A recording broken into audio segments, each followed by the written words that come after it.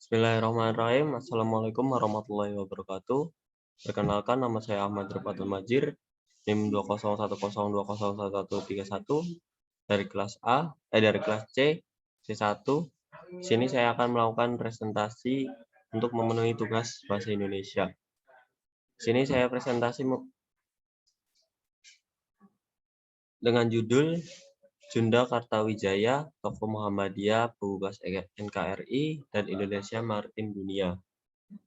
Penggagas konsep NKRI adalah seorang tokoh Muhammadiyah, yaitu Juanda Kartawijaya. Tanpa Juanda Kartawijaya, konsep Mosi Integral ala Muhammad Natsir pada 16 Agustus 1950 tidak akan terwujud. Deklarasi konsep NKRI atau Negara Kesatuan Republik Indonesia oleh Juanda Kartawijaya disebut-sebut sebagai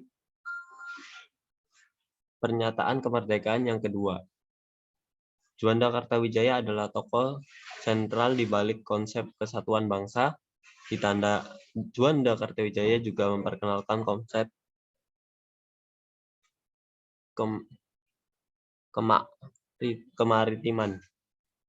kemaritiman atau kepulauan. Slide selanjutnya, Mosi Integral Muhammad Natsir. Melalui Mosi Integral, Muhammad Natsir memiliki jasa besar dalam menyatukan Indonesia sebagai sebuah negara kesatuan yang utuh. Karena setelah merdeka, Indonesia merupakan negara federal yang terpisah menjadi tujuan negara bagian dengan 9 wilayah otonom dalam Kapital Selekta II, 1957.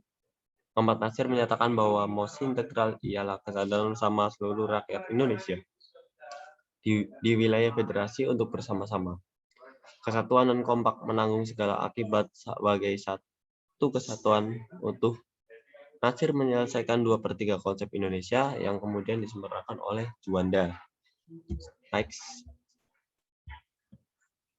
Deklarasi Juanda menyelamatkan dunia.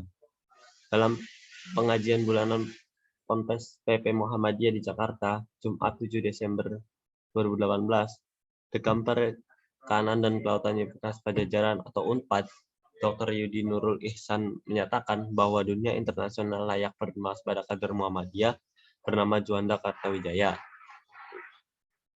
Udi menganggap deklarasi Juanda berhasil menghindarkan dunia dari kekacauan ekonomi dan geopolitik. Yudi tidak berlebihan ditetapkan deklarasi Juanda 1957 oleh PBB sebagai hukum laut internasional pada konversi hukum laut ketiga atau dalam kurung UNCLOS tahun 1982 otomatis meminimalkan resiko konflik yang ditimbulkan oleh negara secara sepihak melanggar UNCLOS dengan membawa pedoman ganjil. Misalnya pada kasus perebutan Natuna, di mana Tiongkok membawa klaim sepihak melalui pedoman 9-line yang sangat subjektif. Next. Deklarasi Juanda untuk konsep kemaritiman. Sebelum deklarasi Juanda, konsep kesatuan NKRI diketahui bahwa berupa kedaulatan wilayah-wilayah daratan. Pada wilayah laut, kepemilikan Indonesia hanya diurus sejauh 3 mil dari garis pantai sesuai hukum teritorial Zeeland Maritime Recht Odonatin 1989 atau PZMKO 1989. Artinya, semua lautan di luar 3 wilayah mil garis pantai yang berada di antara pulau-pulau Indonesia adalah milik laut internasional dan bebas dieksploitasi oleh kapal asing. Dalam Indonesia Beyond of the Water Age, Managing an Pelagic States 2009, John Git Bouchard menyatakan peraturan 3 mil yang ditetapkan Belanda sejak 1880 itu diambil dari acuan Inggris sebagai kekuatan maritim terkuat pada zamannya. Akibatnya, konflik laut di lepas 3 mil garis pantai antara laut asing dan kerajaan lokal maupun negara dengan mayoritas perairan pun sering terjadi. Pada akhirnya, banyak negara dengan kawasan lautan dominan merasa tidak puas dengan PZMKO 1989 termasuk Indonesia. Next. penyempurnaan konsep NKRI bernama Deklarasi Juanda.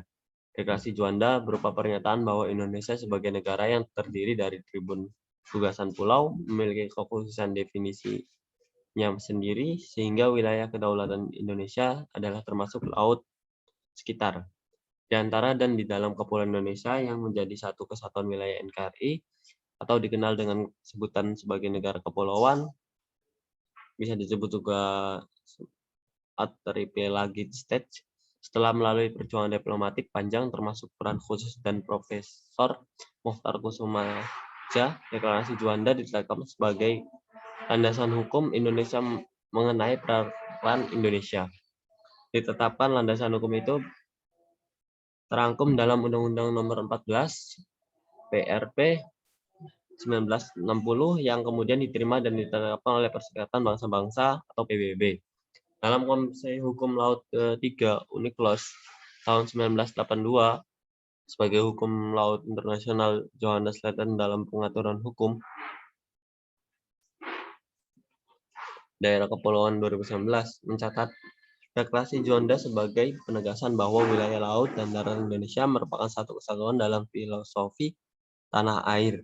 Dengan ditetapkan Deklarasi Juanda, maka wilayah NKRI yang semula berasal Zemkom 1939 hanya sebesar 2,1 juta kilometer persegi berubah drastis menjadi 5,4 juta kilometer persegi. Dengan diadopsi Deklarasi Juanda itu oleh Lembaga Kemaritiman PBB, sekarang garis batas kepemilikan laut kita diadopsi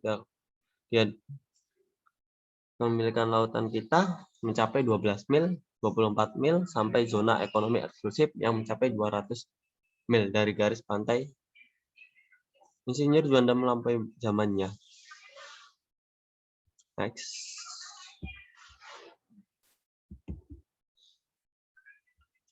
Lingkup politik Juanda. Berdasarkan surat keputusan Presiden RI nomor 244 tahun 1963, pemerintah Indonesia menetapkan Juanda Kartawijaya sebagai pahlawan nasional pada 1963. Jasa Juanda ternyata tidak hanya di bidang hukum Komisi Laut Dunia. Selain berjasa dalam perjuangan menjaga kedaulatan bahari, Juanda tercatat memiliki banyak peran dalam berbagai bidang politik. Dalam mengenal pahlawan, Arya Aziz Saka menyebut setelah selesai mengabdi pada 1987, Juanda bekerja menjadi tenaga ahli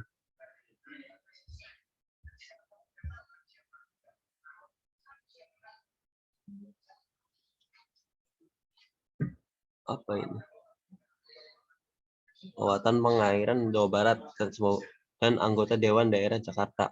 Pada catatan lain, dalam masa-masa setelah proklamasi pada 28 September 1945, Juanda berhasil memimpin elemen pemuda Indonesia untuk berperang mengambil alih jawatan kereta api dari penjajahan Jepang, sehingga kemudian dirinya diangkat sebagai ketua jawatan kereta api wilayah Jawa dan Madura. Dari menjadi ketua jawatan kereta api, inilah karir Juanda terus naik hingga menjadi Menteri Perhubungan selama hidupnya. Juanda tercatat 17 kali duduk di kabinet pemerintah dengan berbagai jabatan sebagai Menteri Perhubungan, Menteri Pertahanan, Menteri Pekerjaan Umum, hingga Perdana Menteri jabatan terakhirnya. Next. Kecintaan Juanda Kartawijaya pada Muhammadiyah. Dalam kaitannya dengan Muhammadiyah, Juanda merupakan seorang pengurus Muhammadiyah di kota kelahirannya Tasikmalaya. Catatan paling umum mengenai hubungan Juanda dengan Muhammadiyah adalah keputusan untuk mengabdi menjadi guru SMA Muhammadiyah di wilayah Keramat Jakarta dengan gaji sekadarnya pada tahun 1934 karena alasan nasionalisme. Juanda memilih menjadi guru SMA Muhammadiyah daripada menerima tawaran menjadi asisten dosen di alma maternya, Teknik Hooks School, THS Bandung, tempat dirinya lulus pada 1933, yang merupakan lembaga pendidikan Belanda. Dalam masanya di SMA Muhammadiyah Keramat Jakarta itu, Juanda atas rekomendasi seorang aktivis Muhammadiyah yang lain yaitu Otto Iskandar Dinata ditunjuk menjadi direktur atau kepala sekolah Juanda Kartawijaya. Juanda Kartawijaya meninggal dunia dalam posisi sebagai Perdana Menteri pada 7 November 1963. ASEAN Record dalam kantor berita antara bulan November 1963, catatan berbeda, Insinyur Juanda Kartawijaya dikabarkan wafat terkena serangan jantung pada 6 November saat sedang bertugas dalam upacara pembukaan helatan olahraga internasional Game of the New American Force di Hotel Indonesia, Jakarta. Beberapa catatan meregaukkan kematian Juanda yang mengungkap kematiannya bukan terjadi akibat serangan jantung. Atas berbagai jasa yang diberikan oleh pemilik status jenderal titular bintang 4 tersebut, nama Juanda diabadikan sebagai bandara di Surabaya dan Taman Hutan Raya di Bandung, Jawa Barat, dan nama berbagai sarana umum di berbagai kota di Indonesia. Sekian dari saya, bila ada kesalahan mohon maaf.